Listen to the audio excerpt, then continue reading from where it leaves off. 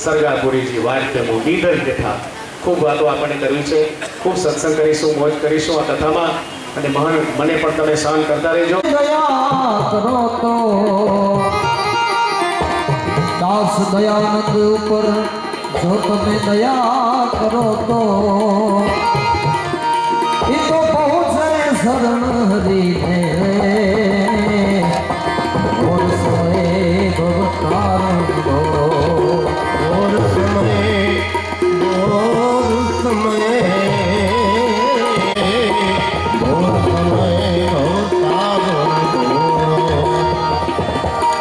फिरे मारू रे पियरियो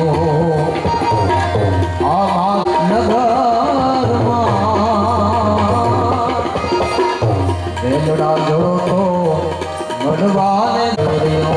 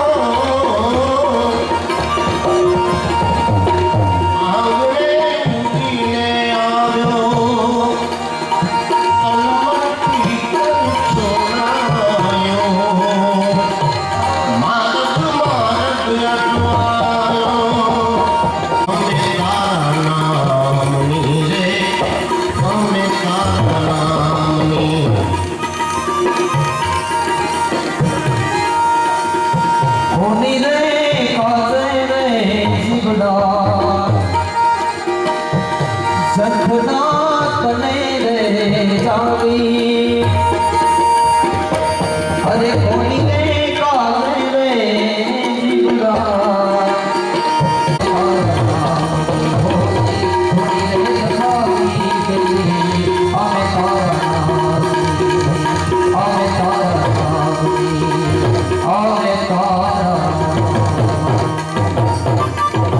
કાલે જે આપણે વાત કરી કથામાં કે અહીંયા આખો એક વાંઢાનો જ માહોલ લાગી રહ્યો છે અને એમાંય ખાસ કરીને દેસલપરની સંખ્યા વધુ છે. એટલે હમણાં એક ભાઈ મને કહેતા હતા કે આપને લાગતું નથી અહીંયા કાશીમાં આવ્યા, અહીંયા આપણે દેસલપરમાં હોય એવું જ લાગે છે. તો ગઈકાલની આપણે થોડીક આછેરી વાત કરીએ કે જેથી આપણે પાછા એમાં ગોઠવાઈએ. સુંદર આપણે પોથી યાત્રાનું આયોજન અને આપણા સંતોએ સુંદર આશીર્વચન આપ્યા આપણે. રાધેશ્યામજી અને આદરણીય રમાદેવી માએ પણ આપણને સુંદર અને હળવી શૈલીમાં ગૂઢ રહસ્યોની વાતો અને સમાજને જ્યાં કરવો જોઈએ ત્યાં ઈશારો પણ એમણે કર્યો. વ્યાસપીઠ પરથી ભલે કાલે થોડો સમય હતો, પણ એ સમયની અંદર પણ કથાની શરૂઆત સુંદર મજાના ભાગવતના રસના ઘૂંટડે ઘૂંટડા પીવરાવી દીધા છે. અને કાલે મહારાજે કીધું એમ કે જે પણ કંઈ ભાવથી આવ્યા છો, કાશીમાં આવ્યા છો એટલે તમારી મુક્તિ તો નક્કી જ છે. ભક્તિ, જ્ઞાન, વૈરાગ્યની પણ સુંદર વાતો કરી એમણે. તો કાલે આપણે જે કથાનો આસ્વાદ લીધો એમાં બહુ જ ગૂઢ વાતો કરી. સંસ્કૃત વાગ્મય પ્રમાણે ભાગવતનો અર્થ કર્યો. સત્ય શાસ્ત્રો પાસેથી મળે, ગુરુ પાસેથી મળે અને ભાગવત પાસેથી પણ મળે. સત્યને સાબિત કરવાની જરૂર નથી, આવી એક ચોટદાર વાત વ્યાસપીઠ પરથી થઈ. તો ડોંગરેજી મહારાજને યાદ કર્યા, પાણીની પરાશરને યાદ કર્યા. શબ્દ હિ બ્રહ્મ હૈ અને બ્રહ્મની વ્યાખ્યાઓ ઉદાહરણ સાથે આપણે વ્યાસપીઠ પરથી સાંભળવા મળી. જે મૂળ વાત આપણે કથામાં સાંભળવા આવ્યા છીએ એ વાતને તો આપણે સાંભળવી જ જોઈએ. જેમ રમામાએ કીધું કે દવા છે કાનમાં નાખો, એક વખત કાનમાં નાખી દો પછી એનું કામ પોતે કરશે. તો એવી જ આ વાત છે, સમજાય કે ન સમજાય પણ આપણને તો આ કથા કાનમાં રાખવી જ જોઈએ. કૃષ્ણ રાસની વાત કરી કાલે આપણે, કેટલો સુંદર મજાનો આપણે રાસ લીધો, એ મહારાસમાં પરિણમ્યો. અને વ્યાસપીઠ પરથી પણ કૃષ્ણ રાસનો ગૂઢ અર્થ અને એનો અધ્યાત્મ અર્થ પણ એમને ઈશારાથી સમજાવ્યો. ચિત્તાગ્રહની વાત કરી, એક ચિત્તની વાત કરી, કલિયુગમાં નામ સ્મરણ માત્ર જ કાફી છે એવી વાત પણ થઈ. અને ગુરુને જ્યાં સુધી વ્યક્તિ સમજશું ત્યાં સુધી સત્ય નહીં સમજાય આવી. તો એ મેં માની નહીં એની વાત. મેં તો આમાં ભક્તિ ના આવે, જ્ઞાનબાન ના આવે બાપુ, આમાં તો મેલેરિયા થાય, આમાં હાલે નહીં કાંઈ, પછી વીનું ડૉક્ટર કરીને દવા લેવા જવી પડે. તો કે ઈ તું ક્યોરો વાત સાચી પણ તઈ મને જવાબ દે આનો. ઈ કે એટલી સાદાઈનો બાદશાહ. ઈ કે આપણે વિનુ કને જઈએ, અમારા દેસલપરમાં વિનો ડૉક્ટર છે એટલે એનું નામ લે. વિનુ કને જઈએ તો આપણે ગોદો ભરાવે ને એનાથી મોરી પૂમડું ગહે. ઈ કે પછી ગોદો ભરાવીને ઈ કે લોહી લઈ લે ને પછી એ પૂમડું ભરાવે ઇન્જેક્શન દઈને. ઈ કે આ ગોદા ભરાવી જરા તો એને પૂમડું કાં નથી ગાતા, એનો જવાબ દે તઈ તું. ઈ કે ધર્મ અને વિજ્ઞાન એક સાથે સંકળાયેલું છે. વૈજ્ઞાનિકોને પણ થાપ ખવડાવે એવા ગૂઢ અર્થમાં, મેં કીધું એમ ગંગા સતી અને પાનબાઈ જેવા અર્થમાં સરળ છતાં પણ અઘરા એવા સાકરના ગાંગડા સાથે આપણને પીવડાવી દે એવા અદ્ભુત એ બાવલીઓ હતો આપણો. અને આવા જ વાલરામજી મહારાજ સંત થઈ ગયા, એમની શું વાતો કરીએ આપણે, જેટલી કરીએ એટલી ઓછી છે. અને વ્યાસપીઠ પરથી આવી રોજ આપણે થોડી થોડી વાતો કરશું આ બાવાની, આ બાવલિયાની. પણ આ કથાને આપણે ધ્યાનથી સાંભળીશું. કાલે મેકરણ દાદાને યાદ કર્યા અને વ્યાસપીઠ પરથી જે કથા થઈ રહી છે, કથાકારના પરિચય હું પૂરો નથી આપી શક્યો. તમને જાણીને કદાચ નવાઈ લાગશે, કોઈને ખબર હોય કે ન હોય, પણ આશીષ મહારાજની આદરણીય કથાકારની આ 150થી ઉપરની કથા છે. એ અત્યારે ભલે આવી રહ્યા હશે પણ આપ તાળીઓથી વધાવો એમને. આ ઉંમરે 150થી ઉપર કથા કરવી એ નાનું સૂનું કામ નથી. અને એ બધાને અત્યાર સુધી એટલા જ પ્રિય થઈ પડ્યા છે. આટલું જબરજસ્ત જ્ઞાન અને પંડિતાઈથી ભરેલી વાતો છે એમની. અબલજિયા હમારી રાખ્યો ઓ શિવનંદ કેશવા.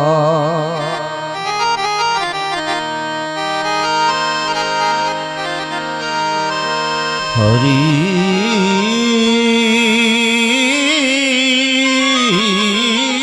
હરી હરી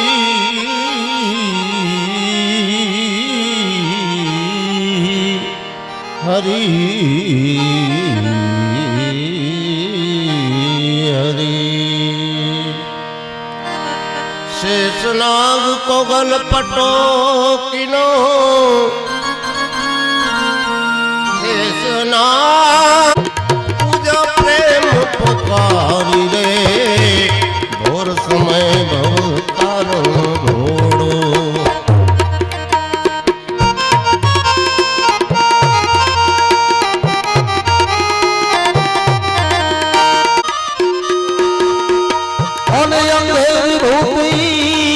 હરી મેરે જી જી જી જી જી જી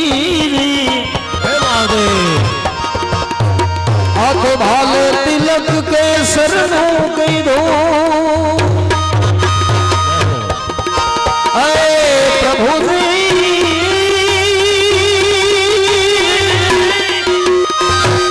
અરે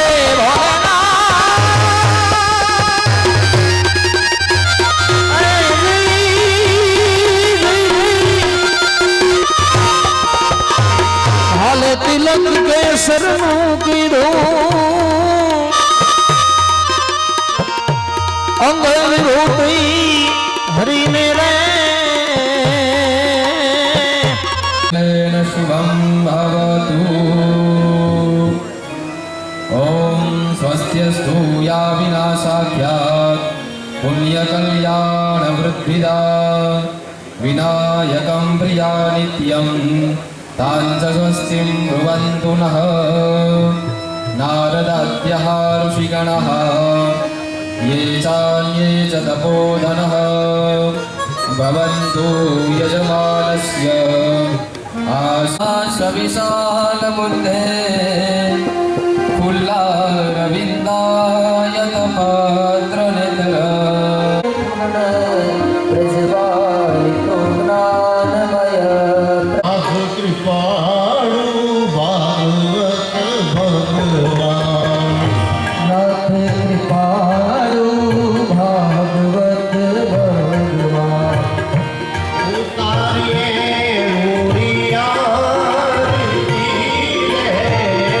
ઉતારીએ રૂડી આરતી રે નાથ કૃપાળુ ભાગવત ભગવાન નાથ કૃપાળુ ભાગવત ભગવાન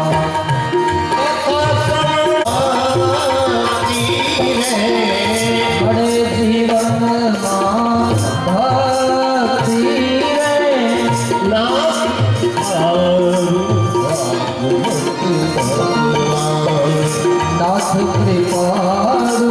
ભાગવત ભગવાન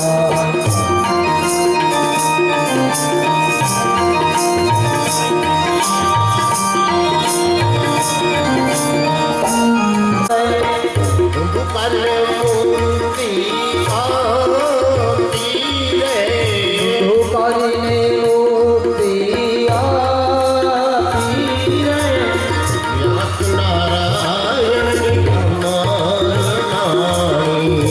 વ્યાસ નારી રે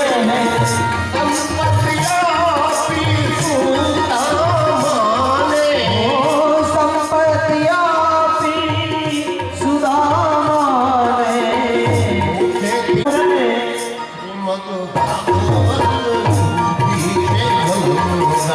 શ્રીમદ ભાગવત રૂપી છે ગંગા લોકને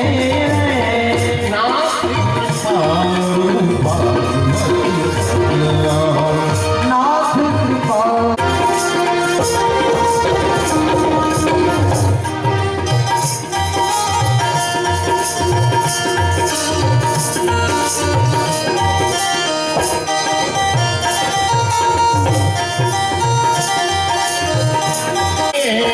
અંતર ભાવથી આરતી ઉતારીએ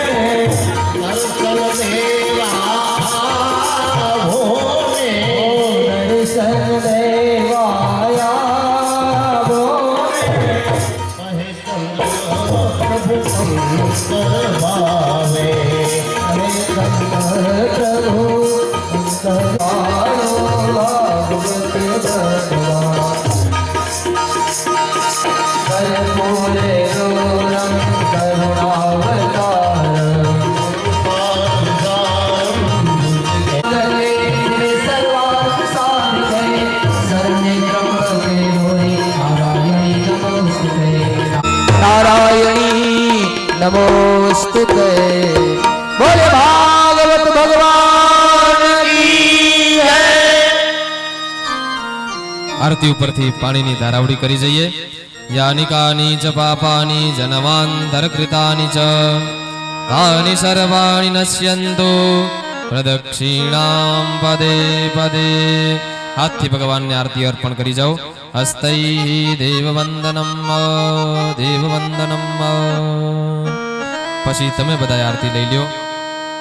આત્મરક્ષણાર્થે कृष्ण गोविंद गोविंद कृष्ण गोविंद गोविंद कृष्ण गोविंद गोविंद कृष्ण गोविंद गोविंद कृष्ण गोविंद गोविंद कृष्ण गोविंद गोविंद गोपाल गोपाल गोपाल राधे कृष्ण गोविंद गोविंद गोपाल राधे कृष्ण गोविंद गोविंद गोविंद गोविंद कृष्ण गोविंद गोविंद राधे गोविंद गोविंद राधे गोविंद गोविंद गोविंद गोविंद बस बोले भागवत भगवान की जय, सद्गुरु महाराज की जय।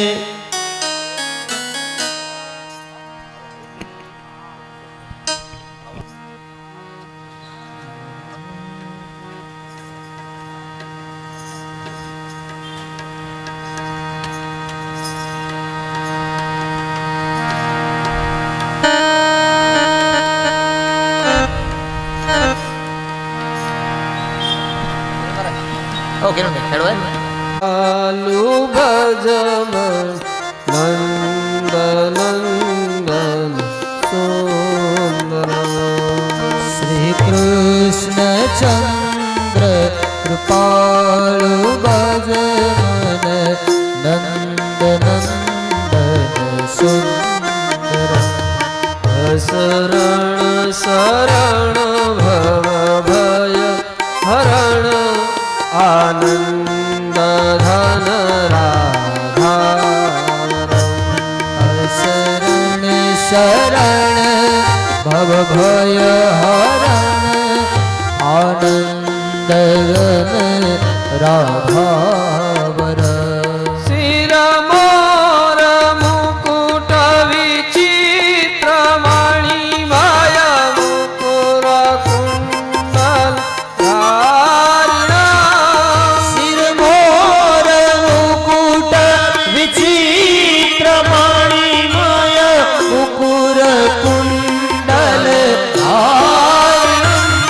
मुख चंद्र धोते नख चंद्र धोते पुष्पेतली कुंज विहार श्री कृष्ण चंद्र कृपालु भज मन नंद नंदन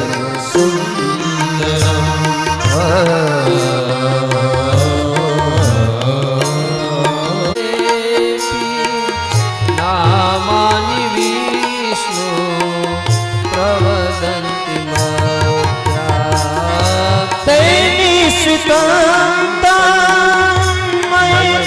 व्रजन्ति गोविंद दामो माधवेति सदेव भज सुंदराणि नामानि कृष्ण समनोहराणि समस्त भक्ता विनाशनानि गोविंद दामोदर माधवेति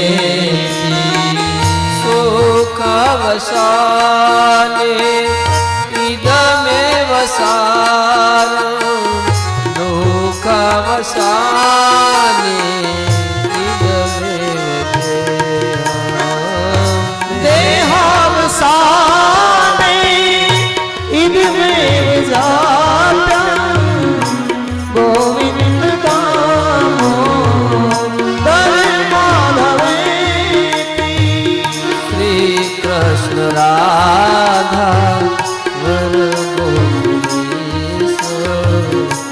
गोपाल गोमृत में देवा गोविंद दामोदर माधव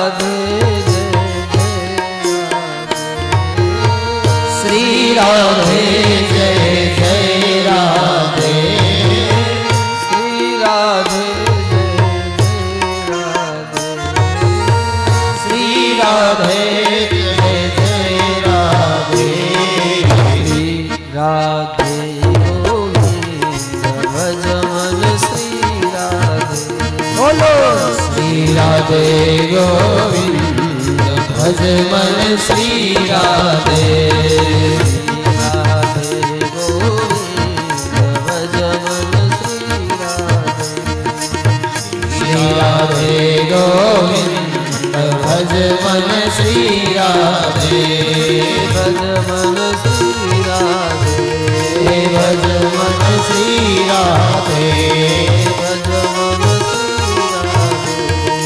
ભજ મન શ્રી રાધે ભજ મન શ્રી રાધે ભજ મન શ્રી રાધે બોલીએ શ્રી કાશી વિશ્વનાથ મહાદેવ કી જય બાલકૃષ્ણ લાલ કી શ્રીમદ ભાગવતજીના ચરિત્રોમાં શિવ સતી સંવાદમાં ખૂબ કાશીની નગરીની ખૂબ મોટી મહિમા ગાયું છે. એ ભૂમિ ઉપર જ્યારે હું ને તમે બધા ઉપસ્થિત થયા છીએ ત્યારે માનસનું એક સૂત્ર મને યાદ આવે છે. મને ને તમને જ્યારે આ શરીર મળ્યું છે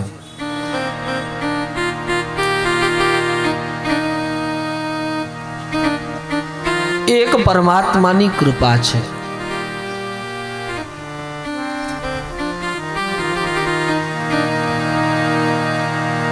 આ શરીર મળ્યા પછી હું ને તમે શું કરવા જઈ રહ્યા છીએ અને એ શરીર મળ્યા પછી પણ શું કરવું જોઈએ. આજે શરીર મળ્યું છે એ શરીર શાના માટે મળ્યું છે?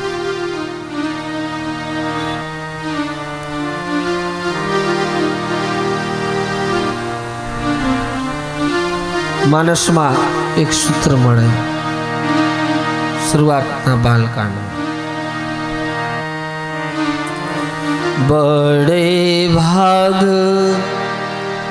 માનુષ તનુ પાવા બડે ભાગ મનુષ્ય તન પાવા બડે ભાગ મનુષ્ય તન પાવા બડે ભાગ મનુષ્ય તન પાવા दुर्लभ सब ग्रंथ निगावा श्री दुर्लभ सन ग्रंथ निगावा दुर्लभ सब ग्रंथ सुर दुर्लभ સદગ્રંથ નિગા. શ્રીમદ ભાગવત થી મને તમને શું શીખવે છે? જ્યારે આ આપણને શરીર પ્રાપ્ત થયું છે તો એ શરીર શા માટે પ્રાપ્ત થયું છે? આ શરીર મળ્યું છે, પશુનું શરીર મળ્યું હોય તો એ પશુના જે નિયમો છે એના પ્રમાણેનું વર્તન થતું. પણ આપણું મનુષ્યનું શરીર મળ્યું છે તો એ મનુષ્યના શરીર પ્રમાણેનું વર્તન હોવું જોઈએ. પણ અત્યારે કઈક બધાની વાત નથી. પશુને પશુ થાય એમ ન કહેવાય, પણ માણસને એમ કહેવાય કે તું માણસ થા. કારણ કે એ પશુ જેવું વર્તન કરે છે. જો એ પશુ જેવું તો આપણે શરીર મળ્યું છે શેના માટે, શા માટે? ભાગવતજીમાં જે મારું કાઢવા માટે એ ઘીને અંદરથી દૂધની અંદર ઘૃત છે, ઘી છે. આમાં સંસ્કૃત વાંગ્મયમાં આજ્યમ ઘૃતમ આ બધા અલગ અલગ શબ્દો, એ તો હવે આ કાશીની ભૂમિમાં બેઠા છીએ એટલે સ્મૃતિમાં આવે છે. આજ્ય કોને કહેવાય? આજ્ય એટલે એનો અર્થ તો ગીત થાય, પણ એ શબ્દ ક્યાં વપરાય છે? એ ક્યાં? આજ્ય એટલે યજ્ઞમાં જે બિલકુલ સિક્ત પ્રવાહિત થઈ ગયેલું હોય, અને જ્યારે યજ્ઞમાં સ્વાહાકાર સાથે, તો આજ્ય શબ્દની સાથે એક ઘી હોમાય છે. એ વિષય પણ અલગ છે, પણ છતાં દૂધની અંદર ઘી છે. પંચામૃત ધરાવીએ આપણે તો 5 વસ્તુનું મિશ્રણ છે, એનું નામ પંચામૃત છે. 5 વસ્તુનું મિશ્રણ કયું? પયો દધી વ્રતમ ચૈવ મધુ શર્કરાયુતમ પંચામૃતમ મયાન્વિતમ ગૃહાણમ પરમેશ્વર. કથા આપ બધા જાણો છો, શ્રીમદ ભાગવતજીની રામકથા, કૃષ્ણ કથા બધા જાણો છો. પણ અહીં આ ભૂમિ ઉપર બેઠા છીએ ત્યારે કંઈક આધ્યાત્મિક સૂત્રોનું જ્યારે પ્રવાહ ચાલે છે, ત્યારે એક સૂત્રાત્મક રૂપમાં ઘણા એમ કે બચપણ તો બધું રમતમાં ખોઈ દીધું. બચપન યાની પયો દધી ઘૃતમ મધુ શર્કરા, 5 અવસ્થા છે. આપણે ગયા કહીએ બચપન, યુવા અવસ્થા, વૃદ્ધાવસ્થા, પણ હજી 2 ઉમેરો કરીએ એની અંદર. બચપનમાં એટલે બાળક જન્મે તો શાની જરૂર પડે? ખોરાકમાં દૂધની જરૂર પડે. બચપન યાની દૂધ છે. એ કદાચ માના ખોડામાં સૂતા સૂતા, ખેલતા રમતા રમતા એ દૂધ બગડી જાય. કદાચ બચપન આપણે ખોઈ દઈ, સમજણ નથી એટલે. આપ જે એંગલથી સમજો કે આપણે શરીર શા માટે પ્રાપ્ત થયું છે અને આપણે એને પ્રાપ્ત થયા પછી શું કરવાનું છે, એના સંદર્ભે જે પ્રવાહ ચાલ્યો છે એ વાત કરું. પયો દધી વ્રતમ ચૈવ મધુ ચ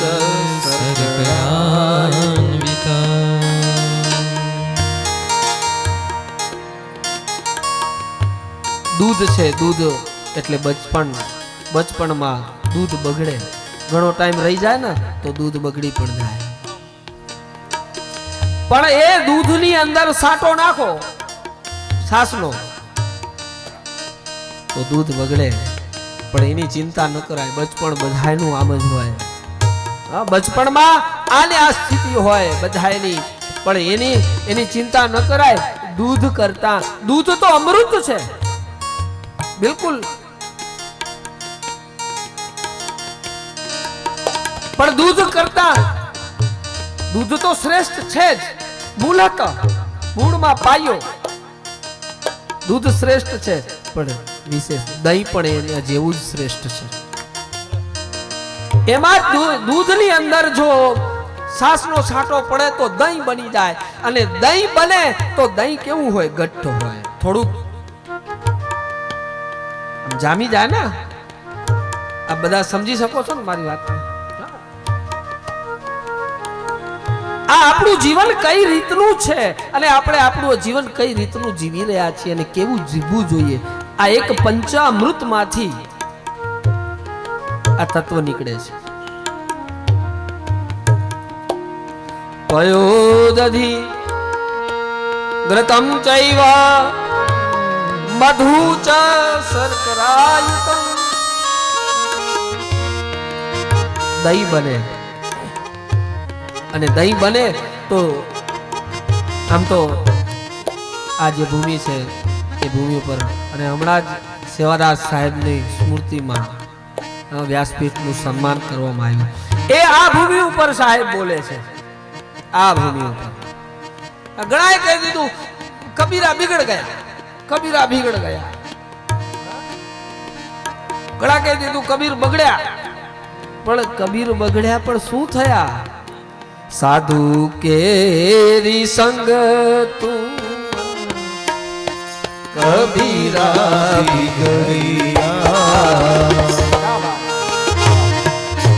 સાધુ તેરી સંગ તું એજ કબીરા. તમે જુઓ ઘણા સંતોને બધાએ આપણે શું કહીએ, બગડી ગયા બધા, ક્યાં બાબા.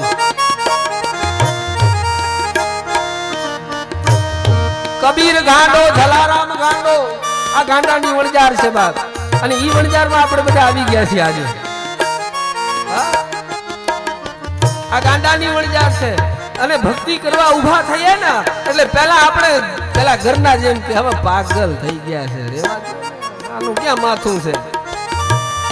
ઘરથી વિરોધ શરૂ થાય, પરિવારથી વિરોધ શરૂ થાય, કુટુંબથી વિરોધ શરૂ થાય. સાહેબને પણ આ સ્થિતિ આ ભૂમિ ઉપર, કાશીની ભૂમિ ઉપર, જન્મભૂમિ આવી જ છે નજીક છે ને. હા, સાધુ કેરી સંગ તું કબીરા બિગડિયા. સાધુ કે વિશ્વ કરી રાખા. કર્મ મહાન છે. થાળી પીરસેલી હોય તો ભોજન કરવા માટે હાથનો, મુખનો, મોઢાનો ઉપયોગ કરવો પડશે. પછી એમ કે ભગવાન કરશે. હું ધૂળ ભગવાન કરશે? અર્જુનને સ્પષ્ટ કીધું છે, રથમાં બેઠેલા અર્જુનને ભગવાન કૃષ્ણ ઉઠાવ ગાંડી, પણ નહીં. છતાં બુદ્ધિપૂર્વક અર્જુન ના પાડે.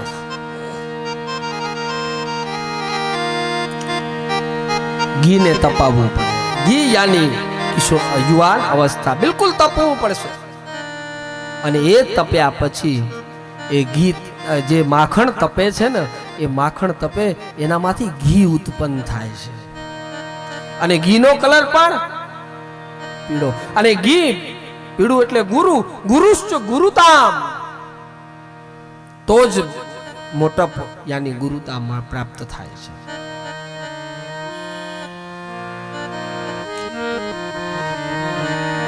ઘી છે એ તપાવાથી ઘી પ્રાપ્ત થાય છે. અને એ ઘી જ્યારે પ્રાપ્ત થાય ને ત્યારે એ ઘી પાછું એ અમૃત તુલ્ય બની જાય. અમૃત છે, દૂધ પણ અમૃત છે જરૂર. અને એ દૂધ દહીં બન્યું, દહીં બન્યા પછી સ્વસ્થ બનાવે છે. ઈ જ ઘૃતથી યજ્ઞ થાય છે. ઈ જ ઘૃતથી ગાયનું ઘી હોય ને, એનો ખાલી ઘરે દીવો લગાડીએ ને, આપણે દીવો પ્રગટાવીએ ને, આપણે દીવો શા માટે પ્રગટાવીએ છીએ? વૈજ્ઞાનિક દ્રષ્ટિએ પણ એવું સિદ્ધ કર્યું છે કે ઘીનો જે ઘૃતનો ગાયનો દીવો જ્યાં લાગે છે ને ત્યાં બેક્ટેરિયા નાશ થાય છે. એ વિશે બીજો છે, પાછો વરી યોગ આવશે ત્યારે. પણ એ જે ઘી ઉત્પન્ન થાય છે અને ઘીમાં એટલું તપાવેલું હોય અને એ તપાવીને એનામાંથી છાશનું પ્રમાણ પણ બારે કાઢી નાખે છે. ઘીમાં પણ એમાં જ બને ને, ભેગું થોડુંક ક્યાંક છાશનું પ્રમાણ રહી જાય તો એ આપણે એને ગાડીને કાઢી નાખીએ છીએ. અને એ યુવાનીમાં આવા પરપોટા છાશના ખાટાશવાળા ખરાબ આવા તત્વો આપણા જીવનમાં આવશે અને આવશે, પણ એ આપણે એને ગાડીને કાઢી નાખવા પડશે. જો ભેળાનું ભેળું ઘી ભેગું રહી જાય તો ઘી બગડી જશે. અને ઘીને બગડવા ન દેવું હોય, યુવાનીને જો બગડવા ન દેવી હોય તો આવા ખટાશ તત્વ, જે ખાટું તત્વ છે, ખટાશનું તત્વ છે, એને કાઢવું પડશે. અને ઈ નીકળશે ત્યારે ઘી કેવું બનશે બાપ? સોના જેવું, સુવર્ણ તત્વ જેવું બને. અને એ ઘી જ પંચામૃતની અંદર પડે છે. પંચામૃત એટલે 5 તત્વો. 5 તત્વો એટલે પરિવાર.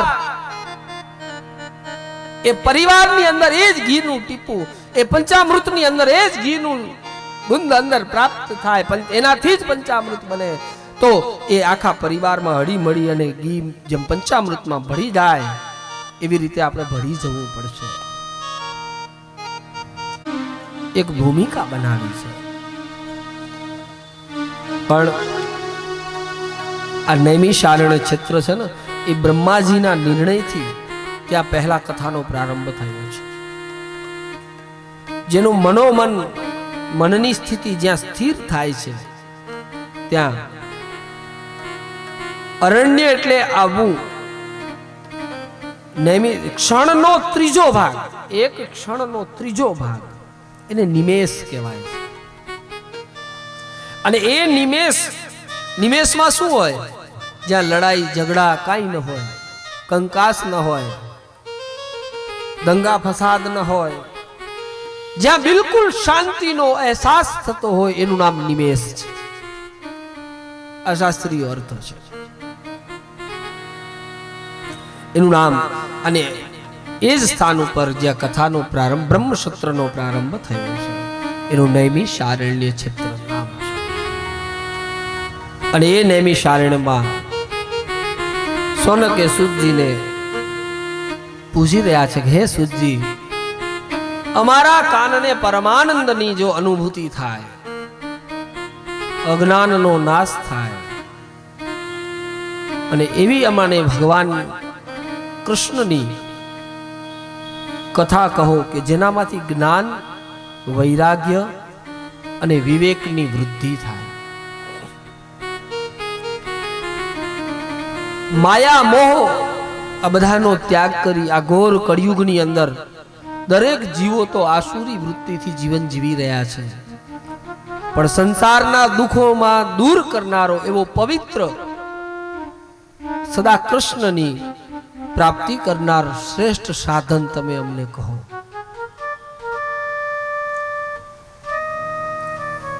અને અહીં સંપૂર્ણ કથાની વાત નથી કરી. જે અમારા સાધનમાં શ્રેષ્ઠ કોઈ ઉપાય હોય એ ઉપાય અમને બતાવો. એમાં સુતજીએ પરીક્ષિત રાજાની આગળ કહ્યું કે સુખદેવજી પરીક્ષિતની મોક્ષની કથા સભામાં બેઠા બેઠા, પણ એમાં પણ મૂળત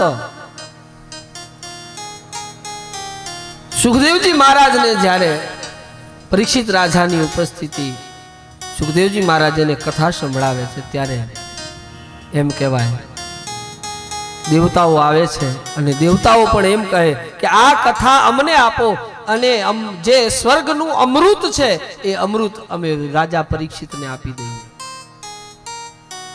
રાજા પરીક્ષિત પૂછે છે કે મહારાજ,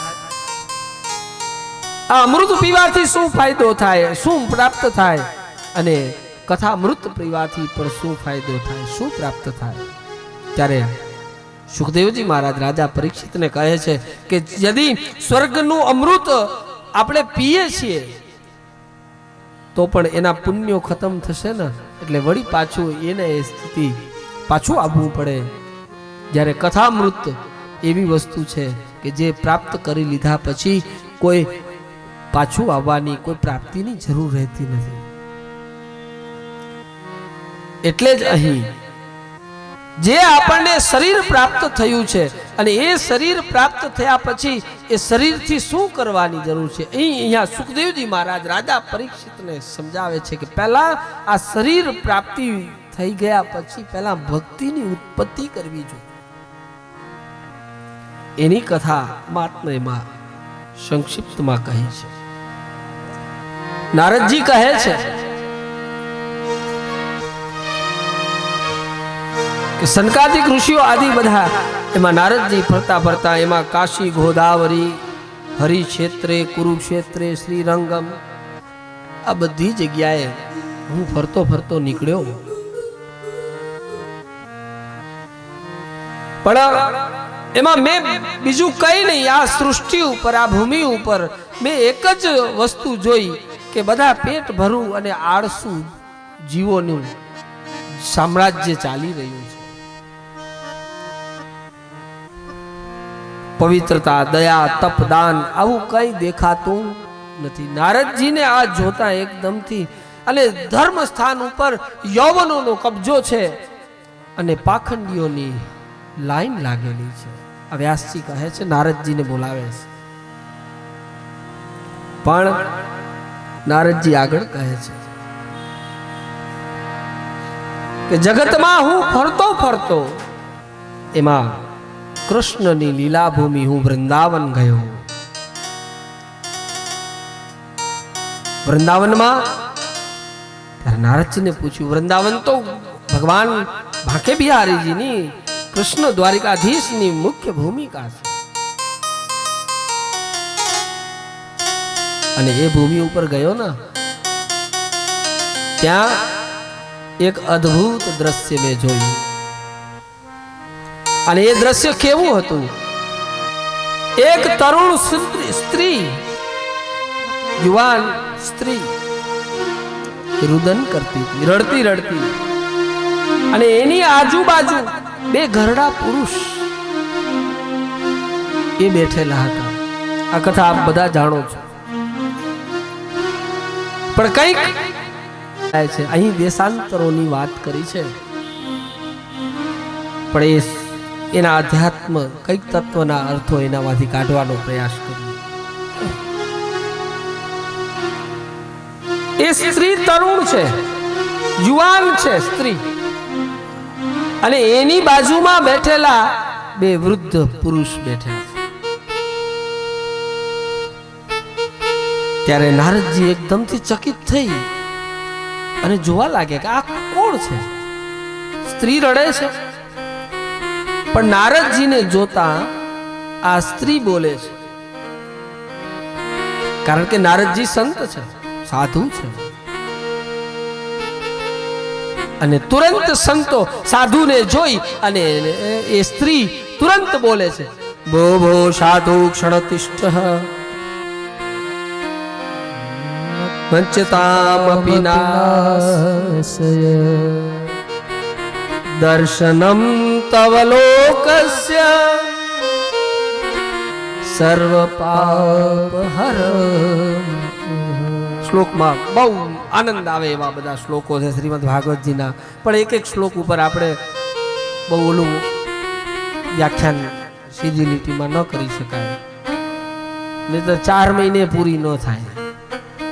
આ ભાગવત મહાત્માજી મહાત્માને આ ભક્તિ નારદ સંવાદ સાધુને જોયો.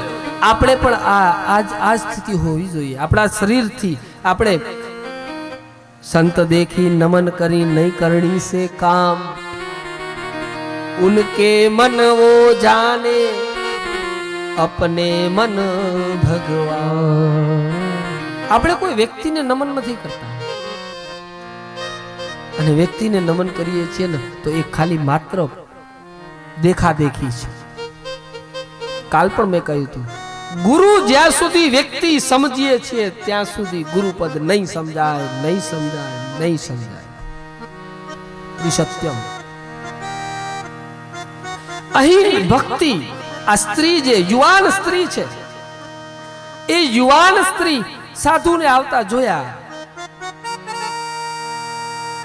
એટલે એને એમ થયું કે નહીં, મારું કંઈક મુચ્યતામ અપી નાશનમ.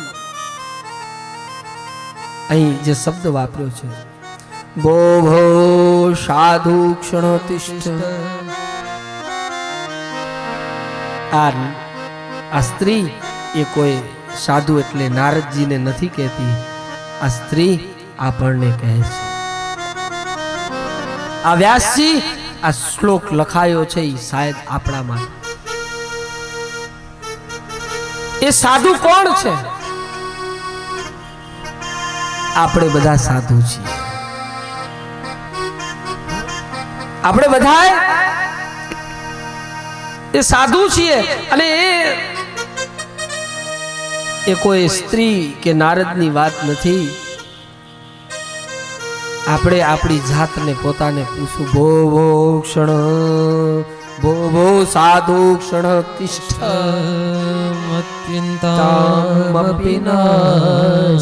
સાધુ એક ક્ષણ માટે થોભીને રાહ જો. રામદાસ એનો અર્થ છે બો ભો સાધુ ક્ષણ તિષ્ઠ.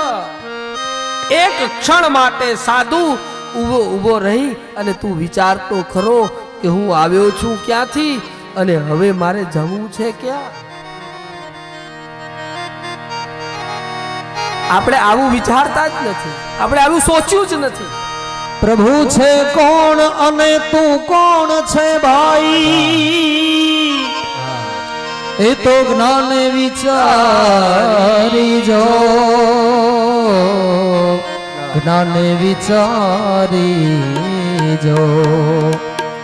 અરે હતો તું ક્યાં અને આવ્યો છે ક્યાં, હતો તું ક્યાં આવ્યો છે ક્યાં, હવે પાછો ક્યાં જવાનો છે. હૃદયમાં જ્યોત પાસીને છુપાય લોક જાણો છે. આ જ હૃદયમાં છુપાયેલો છે અને એ જ હૃદયરૂપી તત્વ હું અહીંયા આ વાતને સિદ્ધાંતને સિદ્ધ કરવા આ દ્રષ્ટાંત આપ્યો. ખાલી ભાગવતજીના પૃષ્ઠ ઉપર ચંદન પુષ્પ કરવાથી કાંઈ નહીં વળે. ખાલી આપણા વેદો ઉપર ખાલી ચંદન પુષ્પ કરવાથી કંઈ નહીં પ્રાપ્ત થાય. કદાચ આ શબ્દો આપને કડક પણ લાગશે પણ સત્યમ બ્રુયાત. ખાલી વેદ પડ્યા છે, વેદ ઉપર ખાલી પુષ્પ, પુરાણ છે, આ ભાગવતજી છે, અહીં ખાલી પુષ્પ ચડાવી દેશો એનાથી શું? જરૂર ભક્તિ માર્ગમાં વધારો થશે પણ એની અંદર રહેલું જે જ્ઞાન છે ને એ પ્રાપ્ત નહીં થાય. એના માટે તો એના પુસ્તકોના પેજ ખોલવા પડશે, વેદ મંત્રને સમજવા પડશે, પુરાણના શ્લોકોને, ઉપનિષદો, સંહિતાઓ આદિ બધાને સમજવું પડશે. ખાલી ચંદન પુષ્પ કરી દેખાદેખી કરવાની, ફોર્માલિટી કરવાની જરૂર પણ નથી. અહીંયા તમે જોવો છો ને, કાંઈ નહીં, સવારના આવી પુષ્પમાળા ધરાવી આરતી કરી થઈ ગયું પૂરું, કોઈ પૂજા ને કાંઈ નહીં. ખાલી દેખાદેખી કરવાની જરૂર નથી. હૃદયમાં જ્યોત પાસીને છુપાય લોક અંદર ઘણો મોટો ખજાનો છુપાયેલો છે બાપ. એને ખાલી ઊભો કરવાની જરૂર છે, એને ખાલી પ્રગટ કરવાની જરૂર છે. મારા ગુરુજી તો કહેતા કે સબ જ્ઞાની હે, કોઈ અજ્ઞાની નથી. કોણ અજ્ઞાની છે જગતમાં? ભગવાને બધાને બુદ્ધિ આપી છે, માથું આપ્યું છે, આંખ આપી છે, કાન સાંભળવા આપ્યા છે, બોલવા મુખ આપ્યું છે, બધાનું ખાધેલું પચાવે છે, બધાને એક ને એક છે બધું. છતાં પરમાત્માએ બધાને સરખો જ એની ઉપર, અને કોઈ કે એના પાસે જ્ઞાન છે ને એને ઉદ્ભવ કરી લીધો, એને સ્ફૂર્ણા કરી લીધી, એને યાદ કરી લીધો.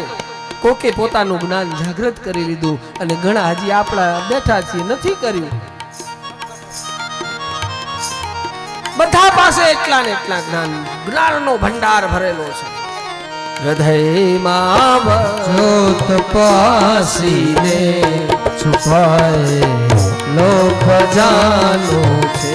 અરે લઈ લે જ્ઞાન સદગુરુથી, એનો ભેદ છાનો છે. લઈ લે જ્ઞાન સદગુરુથી, કેનો ભેદ છાનો છે. નથી દીઠી ભૂખને, નથી દીઠી ભૂખને પણ ભૂખ પર બોલે છે. અહીંયા કઈક મજા આખી અલગ જો ભાઈ.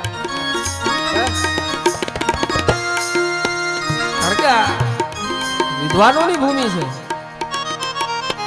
અને આપણે આ તો આ જજમાન પરિવાર ને આ બધું આપણે વ્યાસપીઠ બનાવી દીધું, પણ આપણે તો મૂળ તો કાશી વિશ્વનાથ ને આ કથા સંભળાવી. આ કાલાવાળા આપણે એને સંભળાવી રહ્યા છે.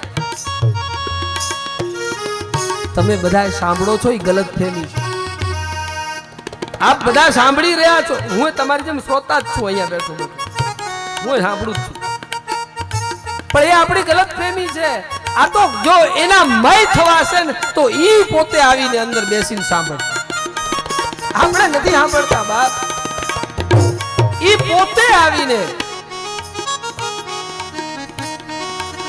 મૃત્યુ મહોત્સવ બને છે. એટલા માટે અંદર ખજાનો ભરેલો છે, એને અંદર ઉછાળા પણ મારે છે, પણ એને કાઢવાની જરૂર છે. ને કાઢશે કોણ? હૃદયમાં જ્યોત પાસીને છુપાય લો ખજાનો છે. લઈ લે જ્ઞાન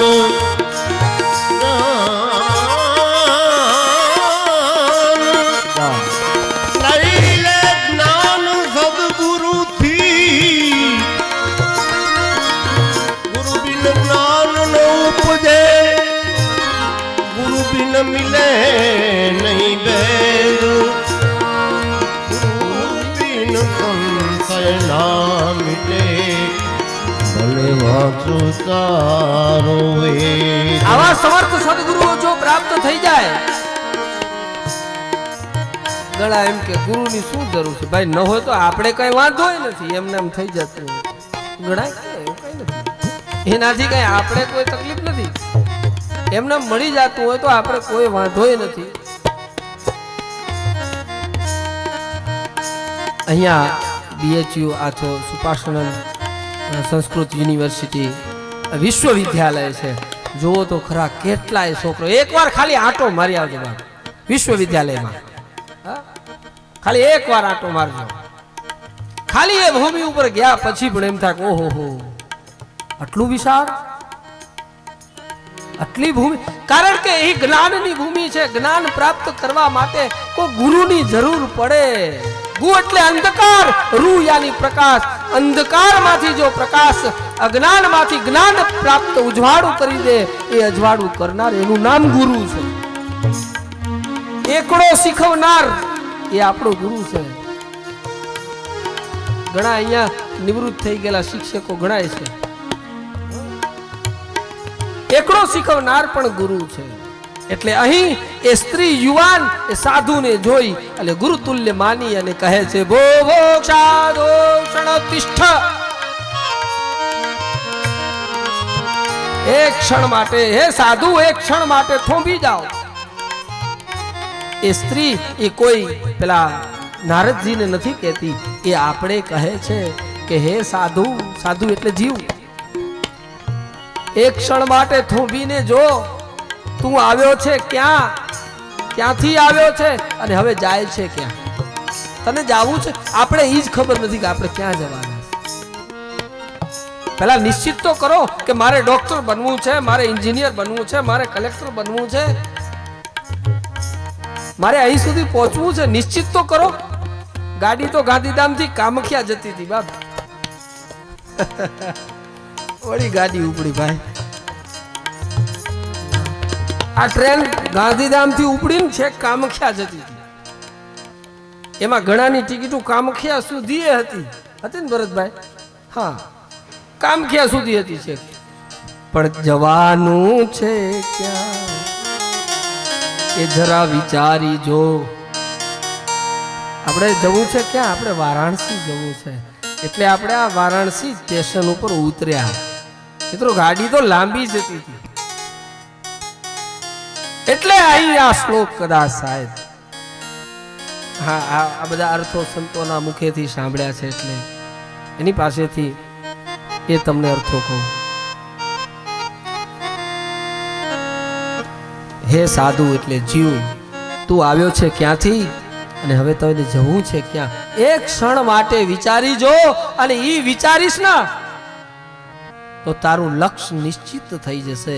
અને લક્ષ્ય નિશ્ચિત થશે ને તો એ લક્ષ્ય સુધી પહોંચવા માટે પરમાત્મા તને સપોર્ટ કરશે, તને તાકાત આપશે.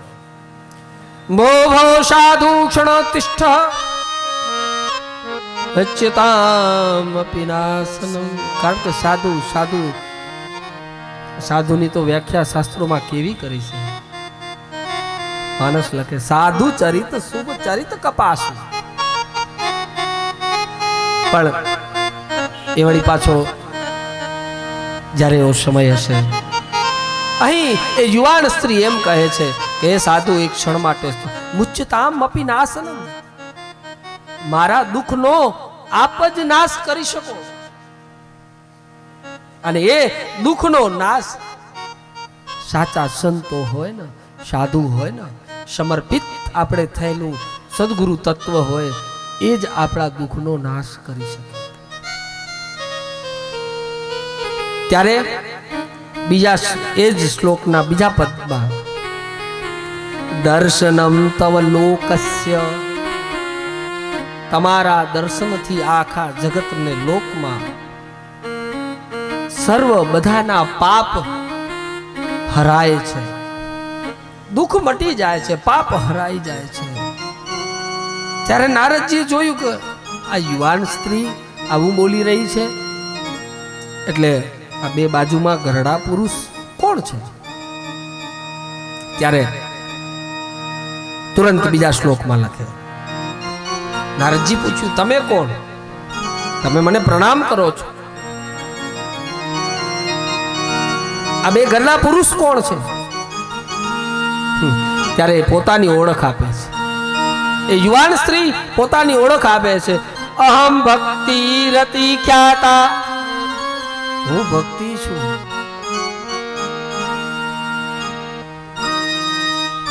અને આજે મેં મારી બાજુમાં જે બેઠેલા બે પુરુષ છે ને, એ જ્ઞાન વૈરાગ્ય નામાન, જ્ઞાન અને વૈરાગ્ય નામના મારા બે પુત્રો છે. પણ હે નારદજી, હે સાધુ, કાલ યોગે નજર જરો, અહમ ભક્તિ રતિ ખ્યાતા, અમો મે તનયો મતો, જ્ઞાન વૈરાગ્ય નામાનો, કાલ યોગે આ જ્ઞાન અને વૈરાગ્ય નામના મારા બે પુત્રો, અને કાલ યોગેન એટલે કળિયુગના પ્રતાપથી આ બે વયો વૃદ્ધ બની ગયા છે. આપણું પણ આ ને આ સ્થિતિ બની છે. કદાચ દેખા દેખી ભક્તિ કરતા જઈએ છે, કદાચ ભક્તિ પૃષ્ઠ છે, યુવાન છે. આ સ્ત્રી કોણ છે? અહમ ભક્તિ રતિ ખ્યાતા, હું ભક્તિ છું. અને આ તો કે એ બે વૃદ્ધ પુરુષ એ મારા બે પુત્રો છે. હવે માં યુવાન અને દીકરા ઘરડા, આવું બને? આ શ્લોકનો અર્થ આવો થાય છે. પણ અહીં વ્યાસજીએ લખ્યું છે કે આવું બન્યું છે. એ કોઈ સ્ત્રી, પુરુષ કે બાળક કે માં કે દીકરાની વાત નથી. આ આપણી અંદર રહેલા જ્ઞાન અને વૈરાગ્યની વાત છે. ભક્તિ કદાચ દેખા દેખીથી પુષ્ટ બની છે ને, પણ અહીં બેઠેલા બે જ્ઞાન અને વૈરાગ્ય નામના જે બે પુત્રો છે ને, એ સુસુપ્ત અવસ્થામાં જીર્ણ બની ગયેલા. એટલે ભક્તિ એમ કહે છે નારદજીને. એટલે નારદજી આ બધું જોયું એટલે ચકિત થઈ ગયા કે આ શું? પણ એનો પાછળ ખુલાસો કરી દીધો, કાલ યોગે ને જર્જરો, કળિયુગના પ્રતાપથી આ બે મારા બાળકો, મારા પુત્રો એ જર્જરિત થઈ ગયા છે. અહીં ત્યારે તુરંત નારદજી પૂછે છે કે તમે આવ્યા છો ક્યાંથી? એકદમથી તમે અહીંયા તો લીલાભૂમિ કૃષ્ણની વૃંદાવન છે, વૃંદાવનમાં રાધે રાધે કરવા વાળા ઘણાય નીકળે, પણ તમારું મૂળ સ્થાન કયું?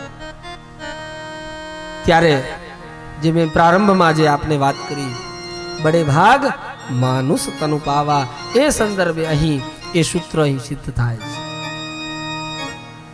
ત્યારે એ જ ભક્તિ એમ કહે છે કે ઉત્પન્ના દ્રવિડે સાહમ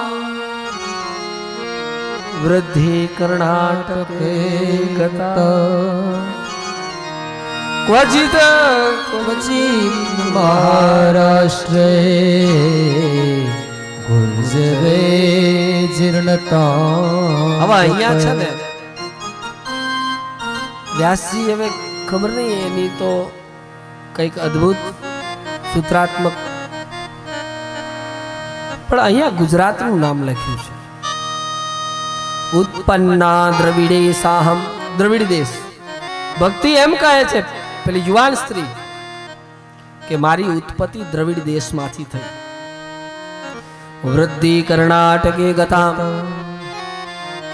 સંસ્કૃત વાંગ્મય છે, સાંભળવા જેવું છે અને સમજવા જેવું છે ને કદાચ પ્રયત્ન કરો અને શીખી લેવાય અથવા તો થોડું સમજી લેવાય તો આનંદ આવે એવું પણ છે.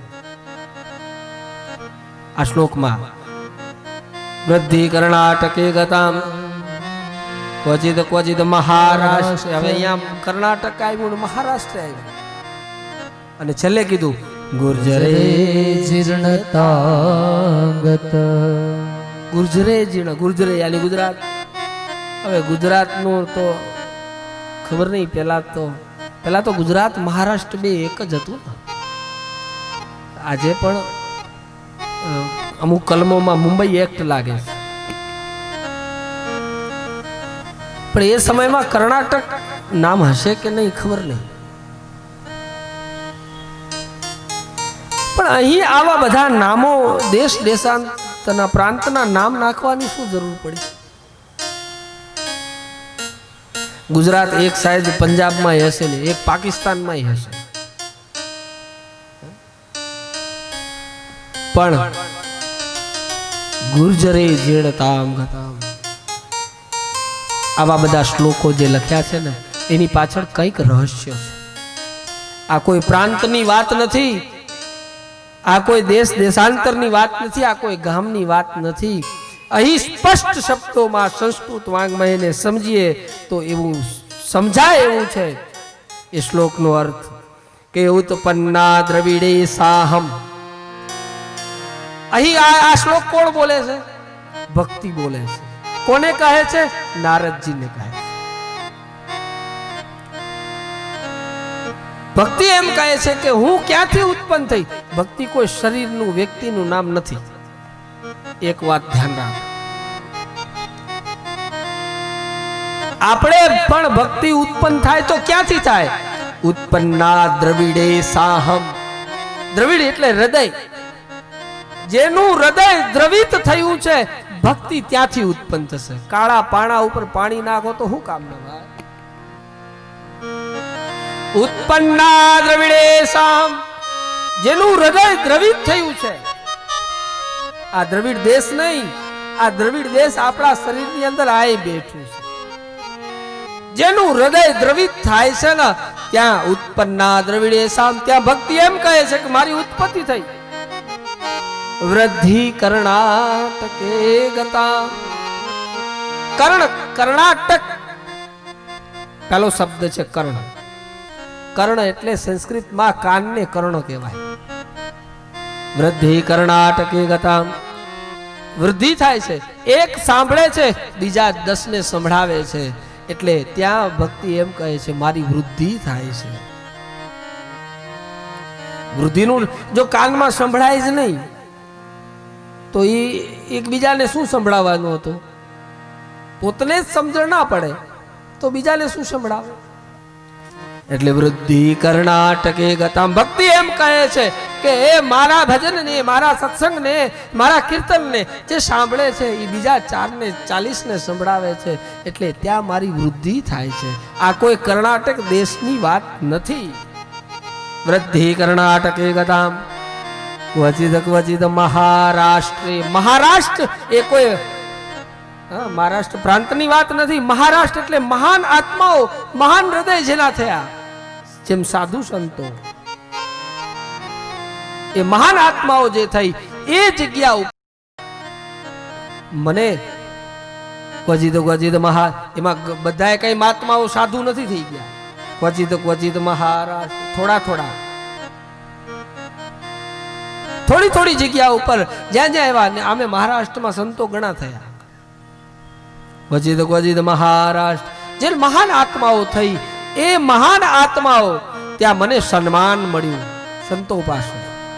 ક્વચિત ક્વચિત મહારાષ્ટ્રે ગુર્જરે જીર્ણતામ ગત. ગુજરાતમાં આવીને એટલે દુબળી પડી ગઈ, આનો અર્થ આવો છે. પણ એ નહીં, ગુજરાત કોઈ પ્રાંતની વાત નથી. ગુજરાત એટલે ગુર્જરે, ગુર્જરે યાની ભૂતકાળ.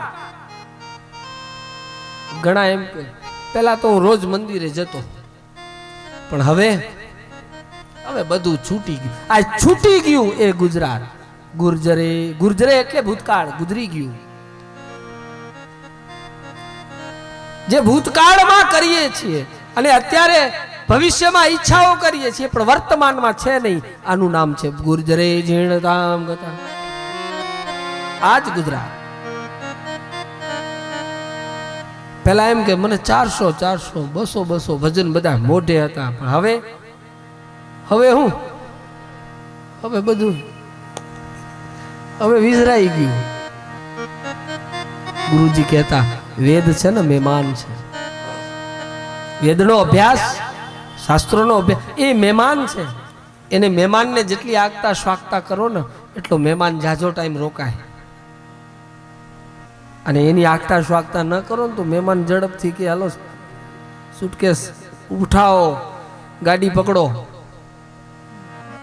એમ શાસ્ત્રો પણ મહેમાન છે.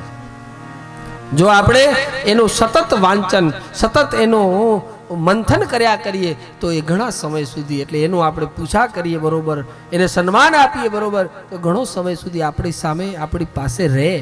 નહીતર એ પણ જતું રહે. એટલે એ જતું રહે છે. એટલે અહીં શ્લોકમાં ગુર્જરે ઝીણતા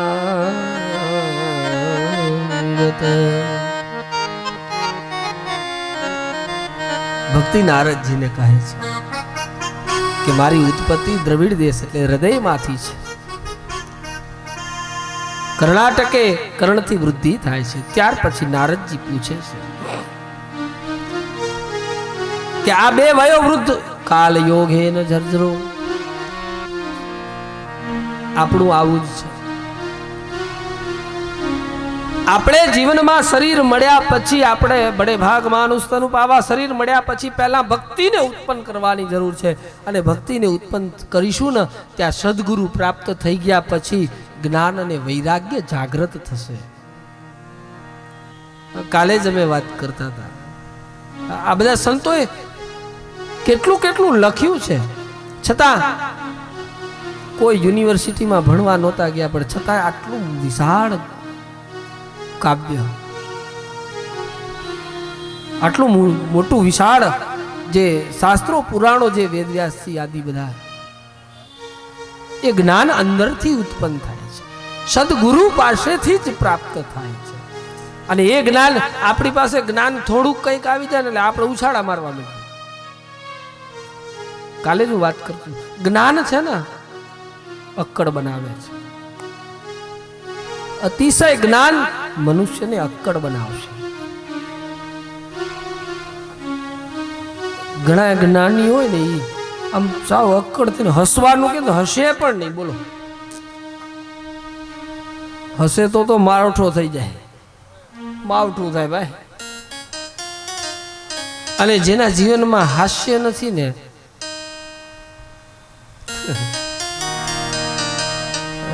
એની તો બાજુમાં ન બેસાય, એને પડખું ન લેવાય. જીવનમાં હસવું,